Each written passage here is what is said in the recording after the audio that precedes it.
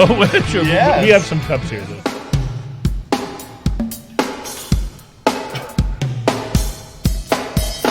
Welcome back. It's Smoking and Toasting. Our program is all about craft beer, fine spirits, and hand-rolled cigars. It's show number 138. Eureka Heights is in the house today, and we're brought to you by B&B Butchers and Restaurant at 1814 Washington Ave in Houston, and in the shops at Clear Fork in Fort Worth. Craft beer is at the top of many lists, including increasingly millennials. According to a new survey conducted by CNR Research, beer drinkers spend an average of $59 a month on craft beer.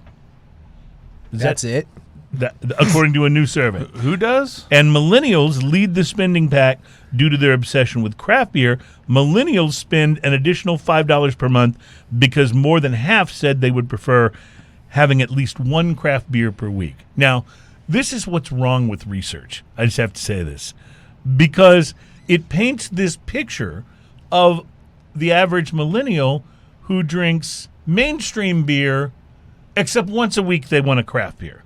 And that's not how it works. No, not That's not how it works at all. You've got millennials who drink mainstream beer, but you've got an increasingly large number of Is them. Pabst Blue Ribbon really mainstream beer? Well, it's just impossible to classify. It seems a little niche for mainstream It's beer. impossible. Maybe. It's impossible to classify. But It's a trendy beer. But yes, it is. It is With the trendy. millennial crew. Yeah, Right, it is trendy.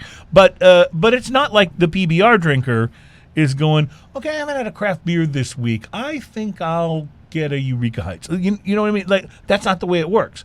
You've got the ones who drink mainstream beer or PBR, wherever that falls, and you've got the craft beer, aficionados, the ones that drink it and that love it, and that's what they go for primarily. They may have the occasional mainstream beer, but it's not a group of people who are each having one a week. That makes no sense. But the numbers are probably right. And $59 a month, again, that's all millennials. So you got millennials that don't drink. You got millennials that drink, that don't drink beer at all. Mm-hmm. So everybody factors into that mix. So that's, I'm sorry, $59. Did I say a week? $59 a month. Yeah. See, $59 a week sounds a little more realistic. Doesn't Yeah. it though? Yeah, I mean, me. it really does for the people At that are today's beer prices. right, and for people that actually go out and that's what they order is beer. I know I've had very few bar tabs that were 59 or below when it all came down to it. I don't know of very many months where I've spent $59 or less on beer. Yeah, beer for yeah. a month. Yeah, but anyway, there's the latest figures, and it's always interesting to see how these surveys come out. Just like that survey where all that money was spent to determine that kids don't smoke premium cigars. That's pretty amazing. Yeah, isn't it? yeah. We would never have known. We would never have known. So Evan Camp is here. Evan is the party boy from Eureka Heights Brewing. We talked about that a little bit in the first segment, that you are the party boy because you're basically responsible for putting together the activities. So what? Wait. Did you get the name because you're responsible for putting together the activities? This is a chicken and egg question here. Yeah. Or did you have the name and they decided that guy would be good for this? No. So, I mean, if the mentality and the culture around Eureka Heights is very, very serious, as you may know. No, I'm kidding. We're Apparently, very. there's Eureka Heights people I we love haven't the met. I love the poster that says Eureka Heights, which their logo is EH, and it says we put the in meh. Exactly. We got that off the internet. I mean, you guys are ridiculous. No, I mean we have a real quirky kind of take ourselves seriously only about the beer kind of persona about us. I think that So, works, though. Yeah, I mean, because people do take you seriously about the beer, I think. right. But we don't want to. yeah. We don't want to take us seriously anywhere else. We want them to have fun with us too. So when you come to our brewery, it's not business anymore. It's time to have a good time, and that's what I'm responsible for doing. But the party boy title came with the job. I was a big partier regardless, but didn't have that title. I jumped on board with these guys about a little over a year ago, and I was not allowed to have a regular title such as events manager. Right. Yeah. That makes sense. As you mentioned, Brent is the ambassador of Buzz. does, but he's our sales manager. But Right, we right. all have cool titles, but also securing us in these jobs for life because no one will hire us with these titles. What did you do in your last Right. job, Evan? Well, I Party was boy. party boy Yeah. at Eureka Heights. Excellent. I'll never Okay, hire we'll me. call you. There's only one place in town that will hire you, and they're actually called Party Party boy. Boy. Yeah, right. Exactly. Yeah. So what is the crowd like that comes to Eureka Heights for these for these activities that you put together? No, I mean our crowd is very diverse. I was would going to say, I would Uh, guess that it's diverse, right? Very much so. I mean, obviously, we're nestled right in the Heights, in a big neighborhood there. We're surrounded by a bunch of houses, a bunch of great bars and restaurants as well. So we do get a lot of Heights locals, families that come in. One thing about us, too, we do welcome all ages into the brewery. Of course, we don't serve all of them, but we do welcome all ages into the brewery. So people can bring kids along and all of that stuff, and it's cool. We do embrace the fact that it is a drinking establishment, and we want the adults to come because they're the ones spending the money and having a good time. But the kids are welcome, so we throw in some arcades and some If other the games. kids can come along, the adults may stay longer, right? Absolutely. Yeah. And Now, frankly, we those respect arcade that. games are a little old, so those might be for the grown-ups too. Yeah, I mean they are, but the kids Like old intentionally, not old in a bad way. the kids Yeah. enjoy them though too. But no, it's become kind of a haven What's for a Pac-Man, Daddy? just put a quarter in and find out. But no, it's become a kind of a hub for kind of anybody and everybody. All the events we do are not subject just to one person. Like I said, we got our big weenie roast coming up June 22nd, which is our big summer party. Right. Dollar So you hot have dogs like a all band day. and Band DJ. We have various hot dog games going on, from how many hot dogs you can fit in your mouth Nothing wrong to with that. bobbing for hot dogs. Yeah. All these kind of Bobbing fun. for Again, hot very very serious awesome. brewery here, guys. Yeah. So Exactly. yeah. Exactly. But with the beer, it's always been pretty serious. And I remember when we had Eureka Heights on the show the first time, I want to say it was like the 4th or 5th show that we did. It was pretty early, yeah. And everything came in the can crawlers Yeah. because at that time nothing was being canned and sent out to retail. We loved the beer; it was delicious, and we had we had a great show and had great fun. But the beer has always been a fairly serious thing. Was it around Christmas of last year that you guys started showing up in stores? Has it been that recently? It's about just almost a year. I think Okay. probably nine or 10 months now. We've been out there in the public with our cans.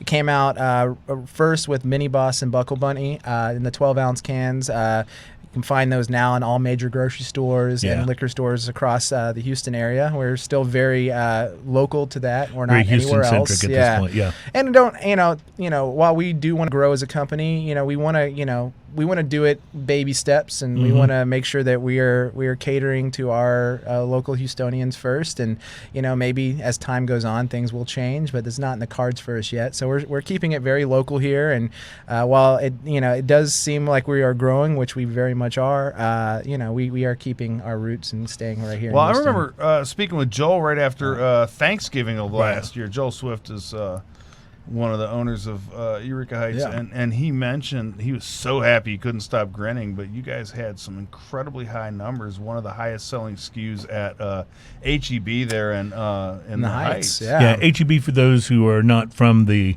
Texas area, is a chain of grocery stores that's very Much like Kroger. very much like a Kroger or something like that, except that they are very much Texas very based. Texas. It was quite a celebration for us. It was something that we didn't expect to happen. They launched a brand new store in the Heights, as most of y'all know. We were one of the beers that were brought on and were able to expo during that first weekend it was open. And as the week ended, we found out we were the top second or third selling SKU across the board in HEB, not just in beer not just sales. beer, but everything. Everything. Wow. So what you're saying is that you were in basically doing one of those things where you have a table, you're pouring little samples, and what's happening is people are drinking it and saying that's good. I gotta and say, taking okay, some so home. this Buckle Bunny, which we joke about it, I'm very familiar with this. This is an outstanding cream ale or blonde ale, which I believe is the same designation, but it's called cream ale on here. This beer is so good. Like, just its presentation, it's incredibly friendly can. Let me see that for a second. And it says crisp and corny like a delightful Look dad how joke. friendly this can is. Yeah. Yeah, I mean, how can you not? How can you not love that? Pink right? Bunny. Like Pink that is Bunny. the absolute opposite of like an arrogant bastard bottle. No, we were Right, talking, exactly. right. And we were talking about the millennials and their PBRs and stuff like that. I find, like I say, this is a good gateway craft beer for those millennials drinking that $2 and $3. And that brings up PBR, the point that I was about to make. This and gateway can be kind of used as a whatever term or an excuse for a beer to be okay but not great. This is a great beer that I think just about anybody drinking a macro brew could go, I get this, Right, exactly. And people, as you said, gateway, people who are not accustomed to macro brews, this is a way for them to enjoy something that's got a great deal of flavor, but without having some of the bitterness that some of the IPAs and other beers can have that might set them back just a little bit. This beer also does a few things that you won't get from a macro brew. First off, the malt forwardness on this is so wonderful and smells so good that that you don't get that, like, your beer's a little warm stink in the air after. After no, that's absolutely right. And I will say, the other thing is it tastes fine warm, but when it's cold, it goes down so incredibly smooth. And your carbonation is right on too. Yes, like the carbonation absolutely. when it's cold is just about chuggable right there. And I'm going to say something very scientific here. It doesn't do something that a lot of cream ales do that I don't particularly like. And that is, and here's the scientific part, that with a lot of cream ales, after I drink them, I want to go, like there's something. Like a film? Yes, Yeah. yes, that's it. And this doesn't do that at all. Like it just washes down It's a very clean finish. and it's got a wonderful finish to it, and it just I love it. This is a favorite that stays in the refrigerator here at the studio. Except for today. Except for today, Except yes. for today. But I have to mention that this is a taller can than I'm used to. Well, and I will. So while you can still grab the, we're getting more of these right now. I see Ian's doing a grab as we speak. Ian, my glass has He needs a an little issue. topper. Yes, No, we do sell the I 12 just ounce needed can. it for the beer opening. I love it. So there Okay, you good. go. Well, now that it's open, No, we do sell the 12 ounce cans in major grocery stores, but these 16 ounce cans are going to start finding at local concert venues. Oh, wow. They are now on sale at Minute Maid Park. So if you want to Nice. go to Minute Maid Awesome. Park and grab a 16 ounce Buckle Bunny. You can also get it in draft form at Torchy's Taco up there as well. Yes. So these are been made to order for the concert goers, the entertainment goers. You may see these down the road in stores as well, but That'd be awesome because they're so pocket friendly. oh yeah. So I want to go back to when we talked about you guys rolling out into stores from the from having been available only at the brewery brand into stores. From the perspective of someone watching this happen, whatever you guys did, you totally did it right. The stores seem to embrace you, both the the beverage stores, the Specs and other locations, and the grocery stores seem to embrace you. And I remember thinking, and again, I don't want to, I love your product, but I remember thinking when it first came out, okay, they got Buckle Bunny and Mini Boss into the grocery stores. If they're lucky, they'll be able to keep Buckle Bunny down the road, even after the stores move on to something else. Buckle Bunny will take hold because it's and you guys have proved me totally wrong. You not only have both of those still in the store, but I'm seeing them carrying all of your other stuff too. How'd you accomplish that? You're a little company. Yeah. Grocery stores cut big deals with big beverage companies. Sure. No, I mean, I'll tell you how we went about doing that. We obviously started building these relationships in the community and with all these local partners well before we were even getting into that stage of canning and being distributed in the stores. It was something that I don't think we're looking to do this early. I mean, it kind of just happened rapidly, and the success of it helped us move quite quicker. But we started building these relationships. We didn't let go of these relationships. Even today, we're still very much on the ground in these stores, working with them, helping to sell the product. And I think that sometimes can be a factor. You get your beer out there, you give it a good pop, you're out there supporting it, and then you just let it ride on its own. And we want to keep the momentum going. Yeah, keep the pops going. And so we started doing that. I mean, what it's resulted in is 2 SKUs on shelves. We had Mini Boss and Buckle Bunny at first. We can't seem to keep them on shelves. It seems to move quite rapidly in all locations, to which now we then released our third item, Mostly Harmless, in cans, which is actually a seasonal release. And as we roll out every 3 or 4 months, we'll have a new seasonal release.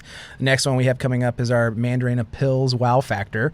Nice. That'll come out as well. But you're going to start seeing more of our product on shelves as time goes on. We did a very strategic plan to build up for this. And instead of creating a big boom up front, releasing everything out the gate, we decided to release it very slow. I think that's so smart. With Mini Boss, Buckle Bunny being our 2 staples always in the it was stores, easier for the stores to give you 2 SKUs. Absolutely. Than it would have been if you'd come in and said, okay, we're releasing to stores we need and we 6 have 6 SKUs, SKUs. yeah. Right, exactly. Right. That does But make sense. We did that too in the same aspect to create a relationship, create a drive around our beer, and show these retail locations that we're not just a one pop. Right. We can come out here and bring out a new style every few months and kill it, and they are loving us because of it. And not to say anything about any other brewery that's doing this. They're a lot of the craft beers in Houston are starting to can as well. Craft breweries in Houston are starting to can. Platypus just started canning. Right. 11 Below's out there now.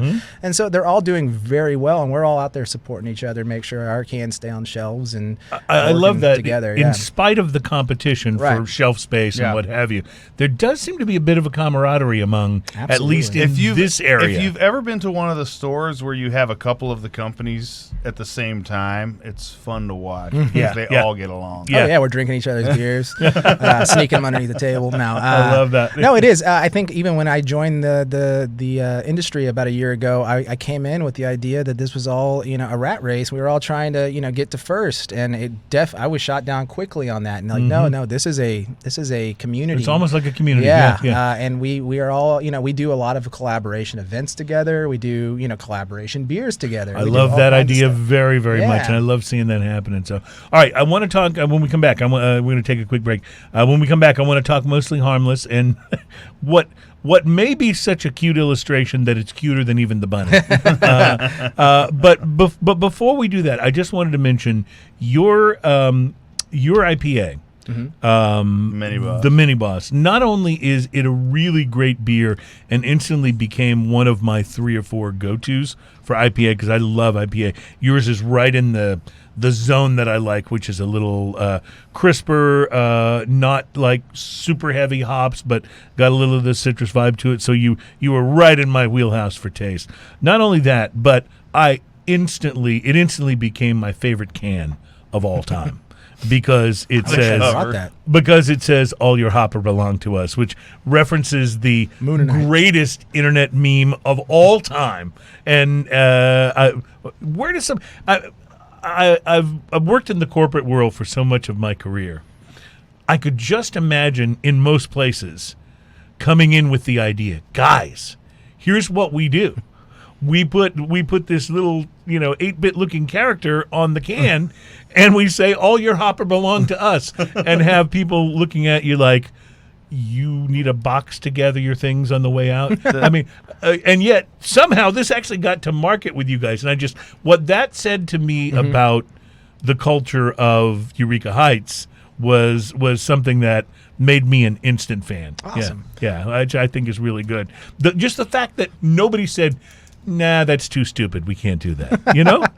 Yeah, I mean, I get it. Yeah, we've gotten people too that say like, "Oh, that's grammatically wrong," even on the can. It's actually a reference from a video game. Yeah. And so it is for those that get it, really appreciate it. Right. And for those that don't, we have to explain it to them, but we're happy to. So anybody that doesn't know it, like, and some people might not have heard this, just Google.